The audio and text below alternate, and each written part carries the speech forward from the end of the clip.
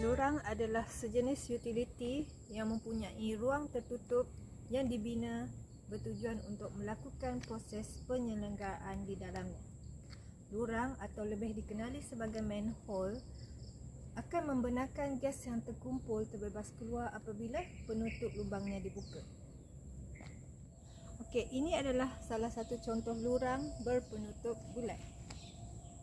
Permasalahan yang wujud adalah daripada aktiviti penyelenggaraan yang boleh menyebabkan risiko tanpa jangka. Pekerja yang memasuki lurang mudah terdedah kepada gas-gas beracun yang boleh menyebabkan kehilangan deria bau dan juga boleh menyebabkan kekurangan oksigen. Objektif pembangunan produk inovasi ini adalah untuk mereka bentuk alat pemantau lurang. Untuk objektif yang kedua adalah untuk mengesan kehadiran gas-gas beracun, suhu dan juga paras air di dalam lurang. Alat pengesan lurang ini terdiri daripada beberapa komponen yang penting. Yang pertama ialah tangan kanan alat, kedua tangan kiri alat, ketiga batang kaki alat, keempat kabel micro USB, kelima kabel Arduino, keenam power bank, yang terakhir ialah mainboard atau kotak utama yang untuk menempatkan kesemua sensor. Seterusnya, mari kita pergi kepada komponen dalam alat pengesan lurang. Dalam kotak ini terdapat 6 jenis sensor yang digunakan. Yang pertama ialah sensor MQ2 yang mana sensor ini adalah bertujuan untuk mengesan gas karbon dioksida dan ia juga mempunyai sensitiviti yang tinggi untuk mengesan gas atau wap yang mudah terbakar. Yang kedua, sensor MQ135 bertindak balas pada gas amonia dan turut dihasilkan oleh penguraian bahan organik seperti najis yang berada di dalam lurang. Ketiga, sensor MQ4 untuk mengesan jumlah gas metana yang berada di dalam udara. Ianya terhasil oleh aktiviti penguraian bahan kimia organik oleh bakteria.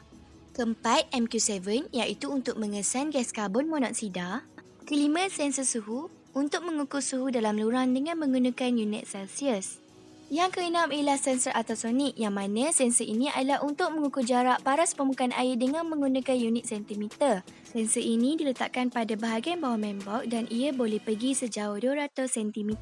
Antara komponen lain yang kita ada ialah CPU fan. Tujuan CPU fan ialah untuk menyedut gas-gas yang berada di luar kotak untuk masuk ke dalam kotak bagi kena dekat ke semua sensor gas. CPU fan ni mempunyai power supply ni yang tersendiri iaitu li-ion battery 3.7 watt 2200 mAh. Dan di sebelah kiri pula kita boleh nampak ada board Arduino Uno. Board Arduino ini sangat penting untuk mengawal kesemua sensor tersebut.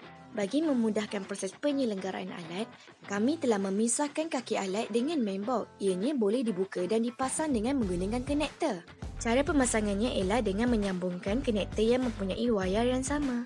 Kaki konektor ini telah dikamkan dan ianya tidak akan mudah tercabut. Selepas itu, masukkan konektor ke dalam lubang kaki alat. Ulas sehingga ketat. Pada bahagian tengah pula, masukkan wayar mati ke dalam batang kaki alat dan pusingkan dia. Di sini kita ada tangan kanan dan tangan kiri alat. Pasangkan tangan kanan dan pasangkan tangan kiri dengan ketat. Ini adalah demo bagi penggunaan alat pengesan lurang.